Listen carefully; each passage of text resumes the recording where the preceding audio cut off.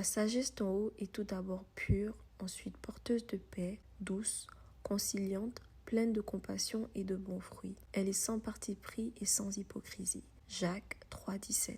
Hi guys, hi.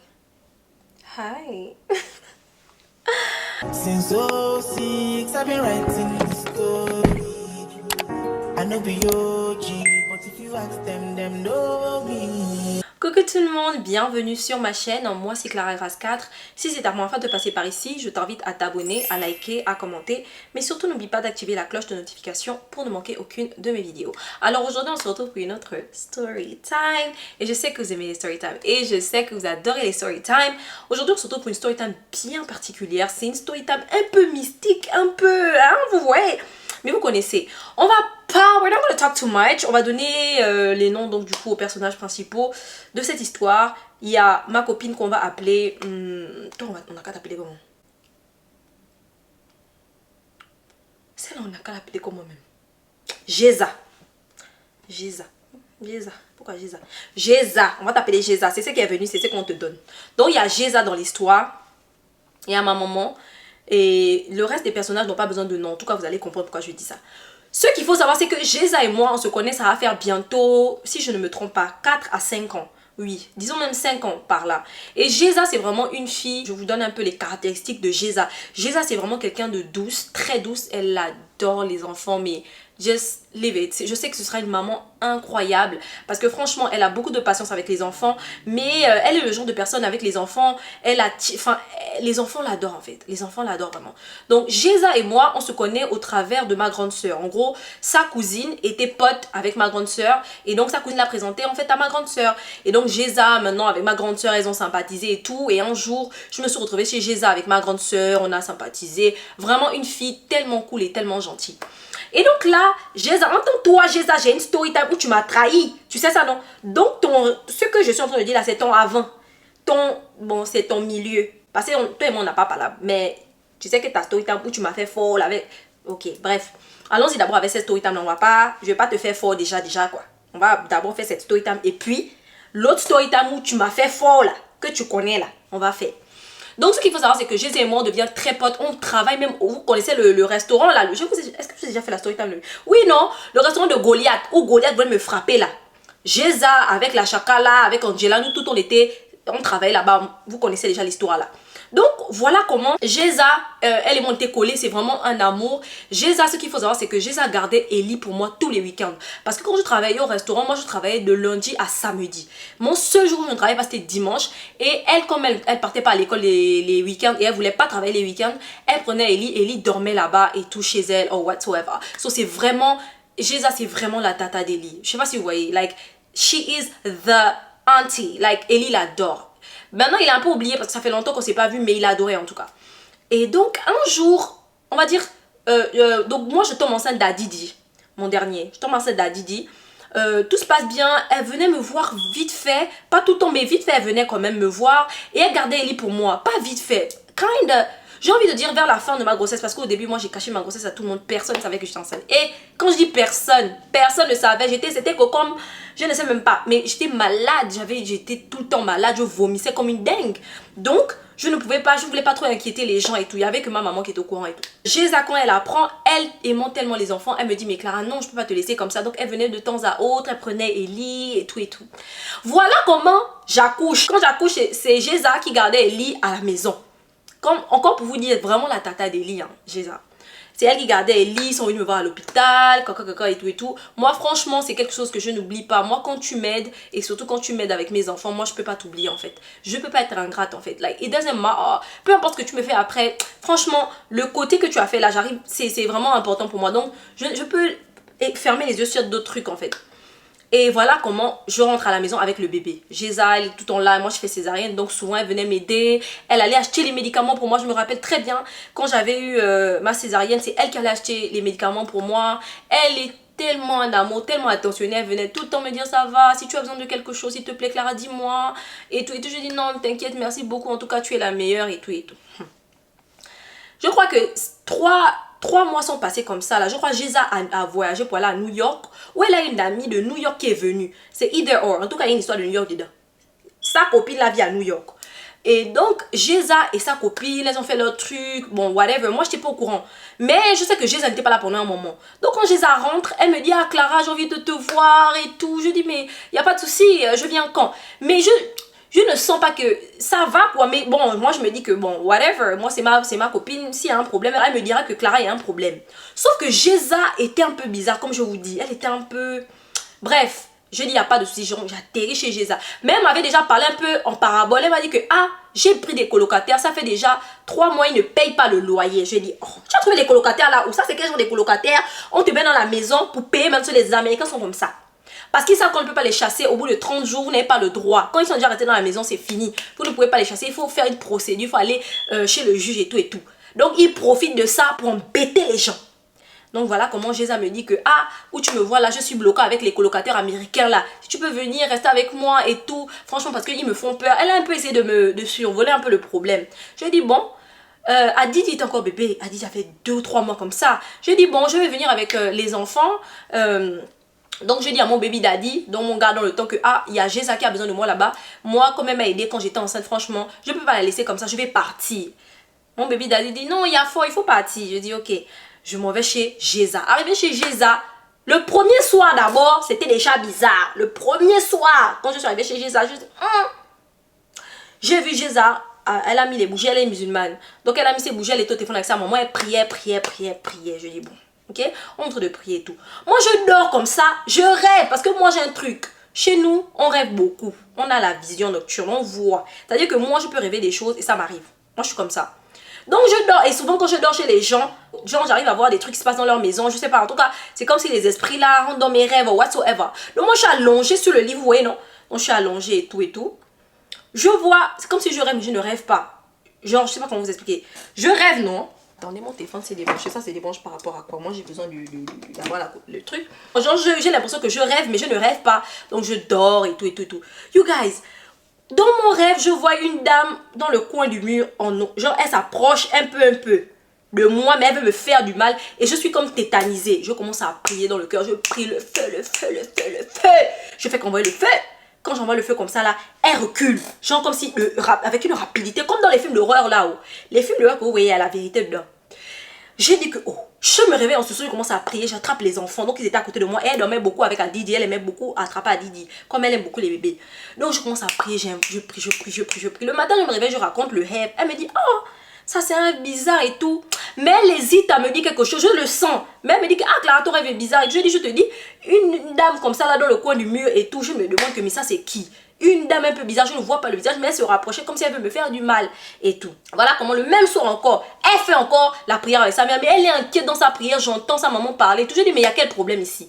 Elle me dit, ah, il faut que je te raconte quelque chose. Là où tu me vois là, je suis partie chez une voyante avec ma copine. En fait, c'est ma copine qui allait voir la voyante. Ma copine m'a dit qu'elle a l'habitude de faire ça. Donc, sa copine, en fait, a l'habitude d'aller chez les voyantes. Sauf qu'elle, elle n'a pas l'habitude. Et sa maman l'avait dit que c'est interdit dans leur religion d'aller voir les voyants, genre les gens avec les cartes et tout. C'est une dame, en fait, qui faisait les tarots. Et elle me dit que non, la dame là m'a dit que j'aurai une fortune, elle m'a dit que je vais me marier d'ici la fin de l'année. Franchement, en tout cas, c'était rien de grave. Elle m'a montré les cartes, elle m'a demandé de choisir, j'ai choisi. Mais depuis ce jour-là, je n'ai que les malchances qui m'arrivent. Je pense qu'elle avait, elle avait une rupture avec son gars. L'école, ça n'allait pas. La maison, les factures. Après, là, il est colocataire. Là, en fait, il n'y avait que des misères qui l'arrivaient. J'ai dit que moi, j'ai ça.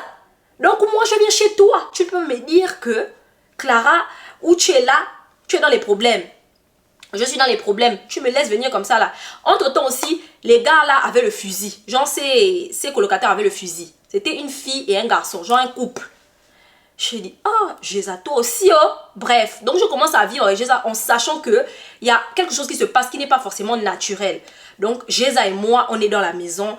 On continue, moi je prie avec elle, elle prie aussi, donc on prie. Je me dis que bon, ça va passer. J'ai dit à Géza que, mais entre temps, il faudrait qu'on aille chez le juge pour faire déguerpir voilà, les colocataires. Parce que franchement, les colocataires là, ils étaient hieris.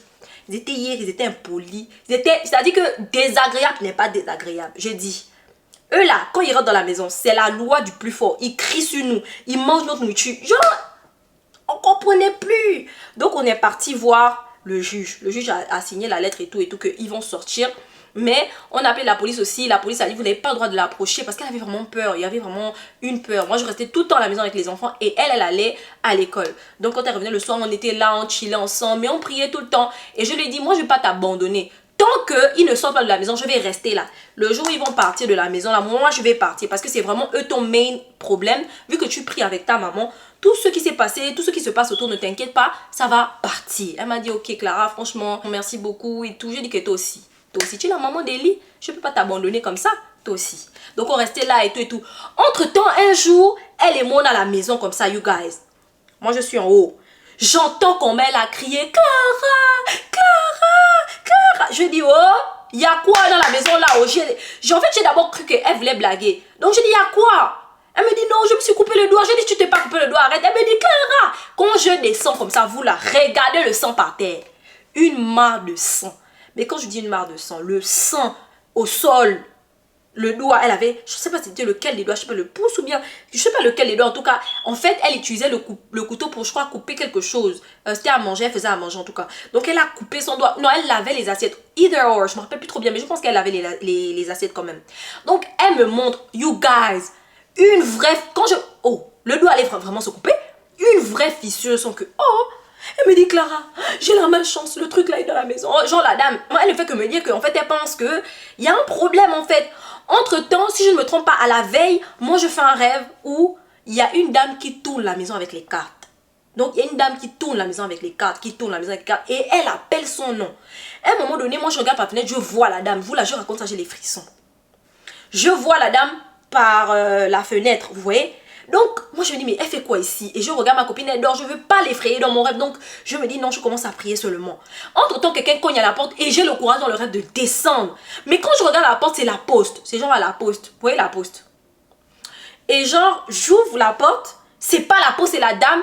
Et ma copine est derrière moi en train de dire sauve-moi Clara, sauve-moi. Et elle se cache derrière moi et moi je suis en train de prier. Je dis à la laisse-la tranquille, je te renvoie. J'ai fait que prier, prier, prier, laisse-la au nom de Jésus, laisse-la. En tout cas, j'étais dans un combat dans le rêve, hein. Vous pouvez pas comprendre.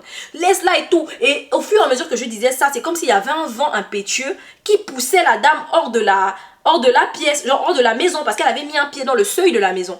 Donc au fur et à mesure que je priais, elle sortait et la porte s'est claquée fort. Et dans le rêve, ma copine avait peur, elle pleurait. J'ai dit non, c'est fini, elle ne peut rien te faire.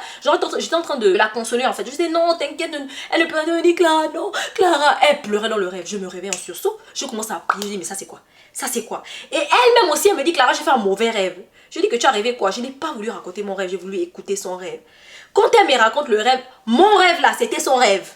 Donc c'est comme si elle et moi on était dans le même rêve. Je dis oh, elle me dit que si je te dis tu vas pleurer, en fait c'est ce que tu me racontes là, c'est ce que moi j'ai rêvé. Moi j'ai rêvé qu'il y avait quelqu'un avec les cartes qui tournait à la maison. Et en fait elle me raconte la partie où elle est derrière moi. Genre comme si elle me dit je me cachais derrière toi et je pleurais et tu priais. Elle me dit que non, tu disais à la personne de me laisser tranquille. Je dis mon Dieu, j'avais les frissons. Je n'ai jamais eu aussi peur les gars de toute ma vie. En fait j'étais like, c'est une blague. Elle me dit Clara, je te jure que je suis choquée. J'ai dit oh, il faut qu'on prie. On a commencé à prier. Donc, quand elle se blesse, dans sa tête, automatiquement, c'est ce qui vient. Elle me dit que non, la femme là encore là, elle ne fait que me, genre, envoyer que des malchances, que des malchances, que des malchances. Je dis que non, il ne faut pas penser comme ça. Si tu penses comme ça, en fait, c'est ce dont tu as peur qui t'arrive. Donc, on a prié. J'ai appelé sa tante est infirmière. Donc, on a appelé sa tante. Sa tante a fait des points de suture. Genre, tellement c'était grave, hein, elle a eu des points de suture. You guys. Tellement c'était grave, elle a eu des points de suture. Donc, on était là. Bizarrement, j'avais remarqué que les colocataires, quand ils sortaient de la maison, ils étaient gentils. Ils étaient gentils, hein. Ils sortent, ils sont cool. Dès qu'ils rentrent dans la maison, on dirait des démons. Ils commencent à crier, cassent les portes, ils cognent les portes, ils menacent. Guys, c'était... Non, c'était grave. Donc, le jour où la police arrive parce que finalement, ils doivent partir. La police arrive. Quand la police arrive, on dit sortez, descendez. Mais eux, ils ne veulent pas. Ils commencent à acculer ma copine. Ils parlent n'importe comment dans la maison. Ils cassent. Je vous jure que you guys, vous savez, hein, Satan vit vraiment dans la saleté. Hein. Les démons, tout ce que vous entendez là, ils vivent vraiment dans la saleté. Quand on a ouvert la porte de leur chambre, c'était un désastre que la poubelle. Quand on vous dit la poubelle, hein, genre la nourriture dans les sachets poubelles par terre, la poubelle. Eux, ils vivaient dans une poubelle. J'ai dit à ma copine, mais tu étais dans les problèmes. Elle me dit, oh Clara, la police les a menacés que vous devez sortir, que si vous ne sortez pas, vous allez aller en prison. Donc ils sont sortis, mais avec la rage. Quand ils parlaient dans la maison, c'est que on va te tuer. Genre, ils menaçaient. Et quand ils sortaient, ils parlaient normalement. Moi, j'ai dit à ma copine que non, le discernement impose que ce qui est en train de se passer, c'est que dans cette maison-là, il y a peut-être des esprits qu'on t'a envoyés et eux, ils sont possédés par ces esprits parce qu'ils ont des portes ouvertes. Et ce sont les esprits-là qui s'adressent à toi. C'est pas eux. Parce que eux, quand ils sortent, ils sont gentils avec nous, ils nous parlent bien, ils s'excusaient même. Mais bizarrement, quand ils rentrent dans la maison, mais comme une bipolarité incroyable, je vous jure, quand ils sortent, ils sont cool. Quand ils rentrent, oh, mais en des fractions de secondes, c'était crazy. Donc ce soir-là, j'arrange la maison avec elle, on a nettoyé la chambre là, sale et tout et tout. Et donc du coup, je lui dis que, ah, mon baby daddy aussi, souvent il venait me voir, mais il m'a dit que vous me manquez et tout. Quand même, on est sa famille aussi. Il dit que non, vous me manquez, rentrez à la maison aussi, de temps en temps. Donc j'ai dit à ma copine que, ah, moi ma mission est accomplie ici. Je t'avais dit que je ne peux pas te laisser, je ne vais pas t'abandonner tant qu'eux ils ne sortent pas de la maison. Même me dit, mais Clara, le truc là n'est pas parti. Je dis non, c'est parti. C'est parti parce que on a déjà prié, ta maman a prié avec toi. Si eux ils sont sortis, c'est déjà une délivrance pour toi. C'était ton plus gros problème dans la maison, là, c'était ces gens-là. Mais ils ne sont plus là, on a nettoyé la maison, tu as prié, on a prié, c'est bon. Mais si jamais tu as besoin de moi, tu peux m'appeler. Elle m'a dit ok. Donc le soir là, elle m'accompagne. Entre-temps, elle ne faisait qu'avoir tellement de problèmes, genre elle avait des crevaisons de voiture. Guys, c'était compliqué vraiment pour ma copine. Géza, vraiment, tu as vécu. Entends, cette période de ta vie là n'était pas chic, hein? Oh. Donc, elle me raccompagne à la maison. On me raccompagne à la maison, c'était la nuit. Elle me dit, ah, qu'elle a un peu peur, elle se sent pas bien. Je dis, non, allons, je suis là. Si tu veux, tu restes avec moi. Si tu veux, tu dors à la maison.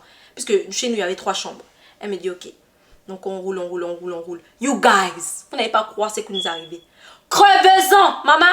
La voiture a fait crevaison. En plein highway, en pleine voie express. Crevaison sur nous maintenant. On se rabat sur le côté, elle commence à pleurer. Clara, je t'avais dit que le truc là n'est pas fini. Ça fait déjà la 3e chose, c'est la 3e fois ou la 5e fois qu'elle avait fait crevaison, je ne sais pas. Mais en tout cas, elle est en train de s'affoler. J'ai dit non, tu peux pas t'affoler comme ça, il faut qu'on prie. Donc, j'appelle ma mère. Je dis viens, on va appeler ma mère, on va prier avec ma maman. Donc, on appelle ma mère. Ah! Ma maman, non, ma maman vraiment, c'est quelqu'un quoi. On a appelé ma mère a prié, elle dit que mais n'ayez pas peur. Donc, elle a prié avec nous, on a prié. On est là, donc on fait autostop, personne. 2-3 personnes sont arrêtées, ils nous ont menti qu'ils vont revenir, ils ne sont jamais revenus. Vous connaissez les trucs là. Tu mets la main, ils vont dire oh we're coming back. They never come back. Like they're lying. Literally. Ils nous mentaient en fait qu'ils allaient revenir, mais ils ne venaient jamais en fait. Donc on est là, on attend. Je dis à ma copine que ah ça ne sent pas bon hein. Et puis on ne peut pas aussi laisser la voiture là. En tout cas c'était chaud et le temps ne faisait que passer. Il était je sais pas c'était minuit par là. Hein. Oui il était minuit comme ça là. Le temps ne faisait que passer. Voilà comment, quand on a fini de prier avec maman, on ne sait pas d'où, comment. On voit qu'il y a les sapeurs-pompiers, comme s'il y a eu un accident, donc du coup, devant là-bas, mais loin en fait. Mais on entend les sirènes des sapeurs-pompiers. Moi, je dis à ma copine que, ah, reste là, moi je vais partir. Je vais aller demander de l'aide. Elle me dit, non, j'ai peur, parce que c'était dans le noir. J'ai dit, non, n'aie pas peur. Genre, je suis là, si tu veux, on reste au téléphone. Bad. On avait appelé un ami aussi qui était venu. Il a essayé de changer la roue, rien. Non, on a vécu le jour là. Il a changé la roue. Il n'arrivait même pas à enlever, à dévisser les roues. C'était, guys, it was crazy. Il est retourné, il a dit qu'il va revenir. Entre temps, lui aussi, il a trop duré. Je marche. En marchant comme ça, je vois que les gars là sont trop loin. Donc je commence à me dire que, oh Clara, c'est aussi dangereux. Je reviens vers elle, je lui dis que non, ils sont trop loin. Par contre, quand ils vont venir, quand ils vont finir, on peut faire les signes de la main et tout. On est là, je suis en train de prier dans mon cœur. Je dis, Seigneur, je ne peux pas nous faire ça, je suis avec les enfants. J'ai demandé ton aide. Pardon, Seigneur, agis. You guys, on s'est assis dans la voiture, on attend maintenant notre ami, non. On est assis comme ça. Quelqu'un cogne à ma fenêtre, on regarde, on saute que, oh. On voit, c'est pas un géant monsieur habillé en sapeur-pompier. Donc du coup, tout de suite dans nos têtes, on se dit que c'est le monsieur. Le monsieur, il fait partie des sapeurs-pompiers où il y a eu l'accident. Donc je baisse la vitre. Il me dit ça va, vous allez bien? Je dis non. En fait, on a fait crevaison et on est avec les enfants. On n'arrive pas à changer la roue. Le monsieur l'avait déjà... ah Dieu. Dieu, c'est pas notre ami. Hein. Le monsieur avait déjà le matériel pour changer les roues. Il nous a dit où est votre roue de secours? On a dit c'est derrière. Il a fait ça. Mais quand je dis chap, il a dévisé, il est là, il enlève et tout, il met, j'ai regardé ma copine, je n'ai rien dit. Elle a dit, oh mon Dieu, merci, j'ai dit merci Seigneur. Il était là, il a arrangé. Quand il a fini d'arranger, il a dit, roulez doucement, vous allez arriver sain et sauf à la maison, ok? Vous avez les enfants, on a dit oui. J'ai dit au monsieur, je dis merci, vous nous avez sauvés. Vous savez ce que le monsieur là, Et vous là, quand je dis que ma vie, c'est pas télénovela, c'est souvent hollywoodais. Vous savez ce que le monsieur nous a dit? Il a dit, vous m'avez appelé et je suis venue. Ah!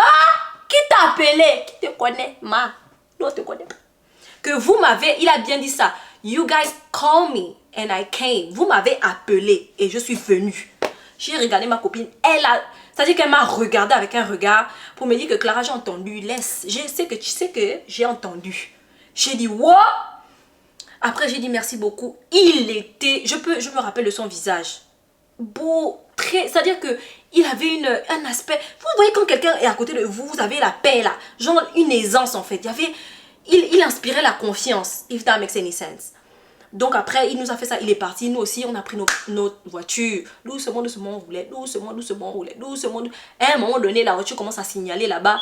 Presque, on est presque arrivé à la maison. Oh, ma copine commence à pleurer. Oh, Clara, oh. Le truc là me poursuit. J'ai dit que calme-toi. Le truc là ne te poursuit plus, c'est fini. On est en train de prier avec toi. Ça veut dire que ça te laisse. Mais si tu as peur de ça, ça va toujours te suivre.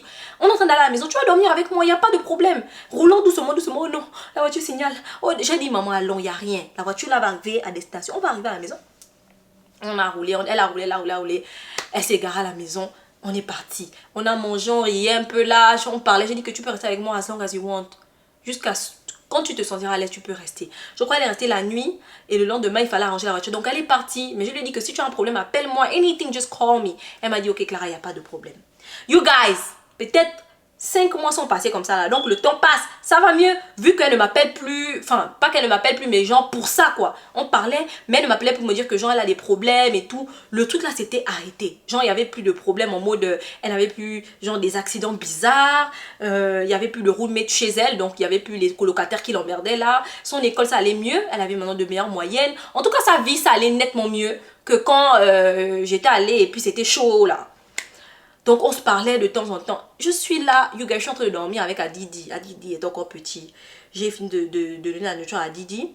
Et c'était dans les 14 heures, aux environs des 14 heures par là. Donc j'attrape Adidi dans mes bras et je suis là, je prie. Je sais pas pourquoi j'ai eu l'instinct de prier ce jour-là, mais je prie avec l'enfant dans les mains. Je m'endors. Mon baby daddy était dans la chambre. You guys, je suis en train de dormir comme ça. Déjà, je tiens à préciser que j'avais oublié l'histoire des cartes. Parce que ça faisait des mois, peut-être 5 mois, 6 mois. Moi, j'ai oublié. Oh. Pour moi, comme le poème était fini, on avait prié. C'est fini, c'est fini. C'est pas resté dans ma mémoire, en fait. Je sais pas si vous voyez. Je sais pas comment expliquer ça, mais je n'avais plus la notion de ça. Donc, je rêve que quelqu'un crie mon nom. Parce que nous, on était au 2e étage, où je vivais avec mon baby daddy. On était au 2e étage. Donc, on avait un petit balcon là, un petit balcon et tout. C'est pas j'entends mon nom.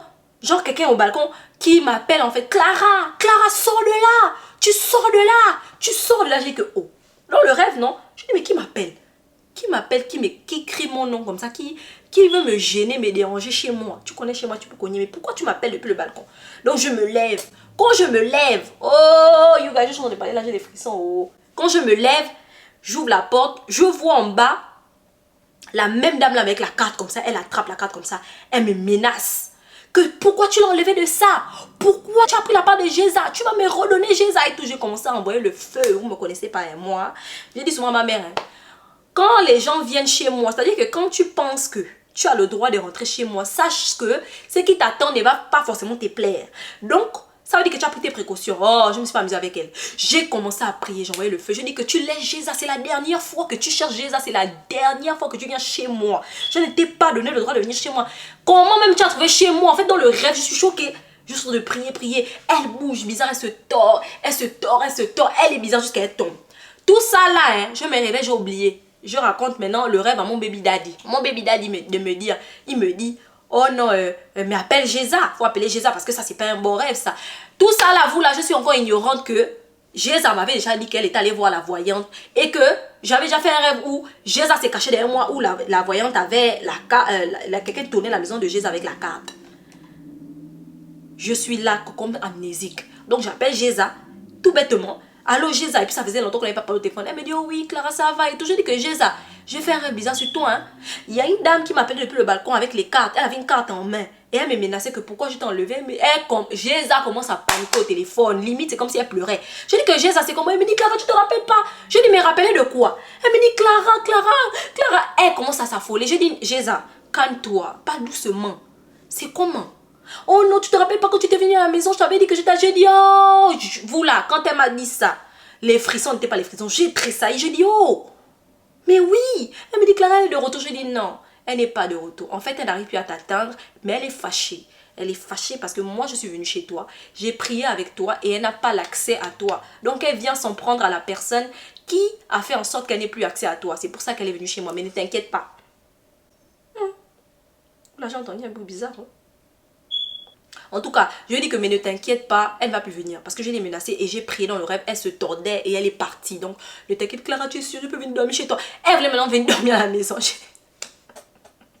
Ouais, elle me dit non, toi viens. Oh non. Moi, j'ai dit Jésus, si tu veux, viens, il n'y a pas de problème. Moi, je suis là. Mais ne t'inquiète pas. C'est en fait, tu es libérée en fait. Il n'y a rien. Mais je vous jure que j'étais choquée. J'étais choquée parce que je me suis dit, mais vous savez, pas méchamment, hein. Mais quand on dit, je comprends quand nos parents nous disent faites attention à qui vous êtes amis, avec qui vous êtes amis, faites attention avec qui vous traînez, tout ça là, parce que en vrai vous ne savez pas. On a des amis et si vous n'êtes pas aguerri dans la prière ou bien vous n'avez pas de protection ou whatsoever, qui peuvent t'entraîner à la mort ou bien qui peuvent t'entraîner dans des problèmes, pas délibérément, mais par exemple moi ma grand-mère, elle est morte à cause de sa copine. Elle a sauvé la vie de sa copine. Je sais pas si vous voyez. Donc, ma maman, elle est trop méticuleuse en mode, elle veut pas trop qu'on ait trop d'amis. Elle ne nous empêche pas non plus d'avoir des amis. Mais elle est en mode, faites très attention parce que les amis peuvent vous emporter avec eux. Vous les aimez peut-être tellement que vous voulez les sauver, ne sachant pas où vous mettez les pieds. Donc, you guys, dans ça là, quand Jésus me fait venir à la maison de 1, je ne savais pas que les colocataires avaient un fusil. Moi, j'avais un nouveau-né. Je ne savais pas qu'elle était allée voir une voyante. En tout cas, j'étais ignorante. Mais j'avais quand même Dieu avec moi parce que moi, je prie tout le temps. Tout le temps, je vous jure, même quand je suis fatiguée dans ma tête, ça ne va pas si je ne prie pas en fait. Et heureusement même pour moi, mais franchement, heureusement même pour moi. Et donc là, je pense qu'elle était venue chez moi, je ne sais pas si elle avait dormi, mais je sais qu'elle était venue quand même me voir et tout, on en a rigolé parce que je lui ai dit que, you know what, it is what it is, you know. Like, la vie c'est comme ça, au moins ça te servira de leçon, tu n'iras plus chez une voyante parce que c'est des gens, ils font semblant de te prédire ton avenir. Vous savez, dans du faux il y a toujours du vrai, ça veut dire qu'elle a peut-être vu ton avenir et tout, mais à quel prix? Tu as ouvert une porte dans ta vie et je l'expliquais un peu, je lui ai dit que tu as ouvert une porte dans ta vie, tu lui as donné l'accès en acceptant qu'elle fasse certaines choses avec toi, en lui donnant par exemple tes mains, c'est comme si tu ouvrais une porte et elle t'attaque en fait parce que malheureusement elle n'était pas du bon côté, if that makes any sense. C'est comme ça que votre go, à cause de l'amitié, j'ai failli passer. Clara, toi aussi tu aimes trop faire. J'ai failli passer comment? Prochaine fois, j'ai pas failli passer. Mais, ce que je veux dire, c'est que c'est comme ça que j'ai pu sauver ma copine d'un problème mystique en fait. Parce que ça, c'était plus mystique qu'autre chose. En vrai, de vrai, en mystique. Dieu se sait jusqu'où ça pouvait aller. Dieu se sait ce que la dame, elle voulait vraiment de ma copine. Même Jésus m'a dit, Clara, franchement, tu m'as sauvée. Et elle était tellement reconnaissante. Limite, ça me faisait bizarre quand elle me disait tout le temps, je lui dis non, Jésus, s'il te plaît, please stop. Like, you're my friend, t'es ma copine. Moi, ça me fait rien. Anyways, guys, c'est la fin de ma story time. Merci beaucoup d'avoir regardé cette story time. Si elle t'a plu, n'hésite pas à me donner un gros pouce en l'air. Abonne-toi si tu n'es pas encore abonné à ma chaîne. On laisse des cœurs en commentaire, c'est très très important pour l'algorithme. À toutes les personnes qui pensent toujours à me laisser des cœurs en commentaire, c'est vous les meilleurs. Je vous fais plein de bisous et je vous dis quoi? À la prochaine. Bye guys. Abonnez-vous. Je suis fatiguée de vous dire de vous abonner. Partagez la vidéo. On vous dit de partager la vidéo. Partagez la vidéo. Vous allez me faire parler. Oh. Non, je vous ai déjà remarqué. Quand il s'agit de faire les challenges... Non, quel challenge? Moi aussi, oh, j'ai envie de vous faire fort. Quand il s'agit de regarder, de rire, vous êtes fort. Laissez le commentaire vous dépasser. Je vous ai déjà dit, même si vous n'avez rien à dire, c'est pas grave. Riez en commentaire, mettez les cœurs en commentaire, c'est important. Partagez la vidéo avec les gens les membres de la famille. Vous avez les groupes de famille, je suis sûre. Ça fait quoi si vous prenez un lien d'une de mes storytime pour détendre un peu l'atmosphère? On sait que dans les familles, il y a souvent les petites tensions ici et là. Il y a souvent une tante qui énerve tout le monde. Vous voyez, soyez généreux. Oh, je suis fatiguée, vous me fatiguez.